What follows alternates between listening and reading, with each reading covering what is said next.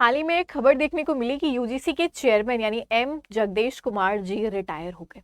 अब यूजीसी पिछले 3 से 4 दिन जब से हमारे चेयरमैन सर रिटायर हुए हैं तब से यूजीसी का चेयरमैन अपॉइंट नहीं हुआ है।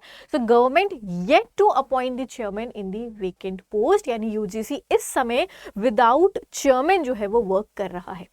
अब जब हमारी गवर्नमेंट को ऑलरेडी ये चीज़ पहले से पता थी कि एक पोजीशन है जो वेकेंट होने वाली है अप्रैल के अंदर, जून में हमारा एग्जामिनेशन कंडक्ट होने वाला है, बट स्टिल वो अपॉइंटमेंट पहले से नहीं जो है वो प्लान किया गया। पहले से एक पर्सन जो ऑलरेडी रिटायर होने वाला था उसकी जगह पे कोई पर्सन का अपॉइंटमेंट नहीं हुआ। नाउ जो यूनिवर्सिटी ग्रांट्स कमीशन है वो यूजीसी, जिसको हम कहते हैं कि यहाँ पे एजुकेशनल स्टैंडर्ड्स मेंटेन करने का काम करता है। करीब करीब 1100 यूनिवर्सिटीज के अंदर 50,000 कॉलेजेस हैं जिसके अंदर ये जो है वो गाइडलाइंस जो है वो लेकर के आता है, और ये सारा का सारा जो दारोमदार है ये चेयरमैनशिप के अंतर्गत चलता है जो इस वक्त वेकेंट पड़ी हुई है। अब यूजीसी के जो चेयरमैन थे इनका टेन्योर 7 अप्रैल को एंड हो चुका है। आज 11 तारीख हो गई है, कोई अपॉइंटमेंट अभी टेक प्लेस नहीं किया गया है। अकॉर्डिंग टू यूजीसी एक्ट जो वाइस चेयरमैन है, जब तक आप कह सकते हैं ये पोजीशन वेकेंट है तब तक वो उसके जैसे जो है वो काम करते हैं, बट अभी तक अपॉइंटमेंट हम देख रहे हैं कि हमें देखने को नहीं मिला है। अब बात करते हैं कि ये जो इनएक्शन हो रहा है मिनिस्ट्री के द्वारा, ये कहीं ना कहीं एक निग्लेक्ट शो करने की कोशिश कर रहा है टुवर्ड्स द एजुकेशन सेक्टर। क्या इसका इम्पैक्ट हमारे यूजीसी के एग्जामिनेशन के ऊपर पड़ेगा जो कंडक्ट किया जाता है एनटीए के द्वारा? सो डेफिनेटली जो इसके पहले हमारे पास में चेयरमैन थे 2022 में, जैसे हमारे पास में फरवरी 2022 में एम जगदेश कुमार जी चेयरमैन की पोजीशन के ऊपर आए थे। इसके पहले जो चेयरमैन थे वो दिसंबर 2021 में जो है वो एक्सपायर करे थे, उनका जो टर्म एक्सपायर किया था। तो 2 महीना करीब करीब हमारी पोजीशन वेकेंट रही थी, जिसकी वजह से इम्पैक्ट हमें यूजीसी नेट में नहीं देखने को मिला उस समय पे। क्यों? क्योंकि दिसंबर वाला एग्जामिनेशन ऑलरेडी हो चुका था।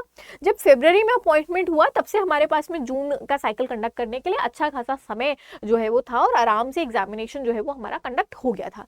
बट अभी क्योंकि हमारा examination just round the corner है, यानी इस महीने हमारे यूजीसी के एप्लीकेशन फॉर्म्स हमारे लिए एक्सपेक्टेड थे, और इस ड्यूरेशन में जब हमारे चेयरमैन की पोजीशन जो है वो वेकेंट हुई है, तो जो भी एग्जामिनेशन हमारे पास में कंडक्ट होता है वो डेफिनेटली किसी ना किसी एक चेयरमैन या किसी एक पर्सन के हेड के अंतर्गत कवर किया जाता है कि अगर कोई सेटबैक होता है एग्जामिनेशन में या कोई, तो किसी की अथॉरिटी आती है वहां पे, किसी की रिस्पॉन्सिबिलिटी वहां पे जो है वो आती है।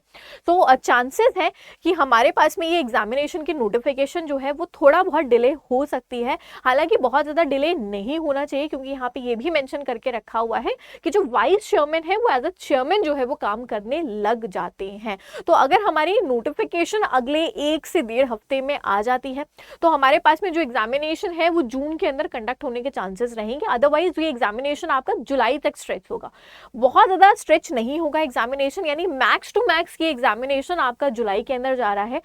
हालांकि इस बार हमने जो एग्जामिनेशन देखा वो जनवरी के अंदर जो टेक प्लेस किया था, तो इसी से एक्सपेक्टेशन रहेगी कि इस वाला जो एग्जामिनेशन है ये आपका जून एंड या जुलाई फर्स्ट वीक के अंदर कंडक्ट होगा। तो आप अपनी जो भी प्रिपरेशन है वो उसके हिसाब से रखिएगा। ये मत सोचिएगा कि आपका एग्जामिनेशन जो है वो बहुत ज्यादा हद से हद डिले हो जाएगा और आप अपनी प्रिपरेशन जो है वो छोड़ दें, ऐसा काम मत करिएगा। प्रिपरेशन अपनी एकदम एग्जैक्ट जून के हिसाब से रखिएगा कि चाहे वो एग्जाम जून मिड में हो या जून एंड में हो, आप एकदम एग्जाम रेडी होने चाहिए। सडन नोटिफिकेशन से आपके ऊपर एक प्रेशर नहीं क्रिएट होना चाहिए। होपफुली ये अपडेट जो है वो आपको हेल्पफुल लगी होगी। इसी तरीके की और अपडेट्स के लिए हमारे चैनल को सब्सक्राइब करना मत भूलिएगा। और कोई आपको क्वेरीज आ रही है, कोई डाउट्स आ रही हैं, so do let me know in the comment section. Bye bye, take care everyone.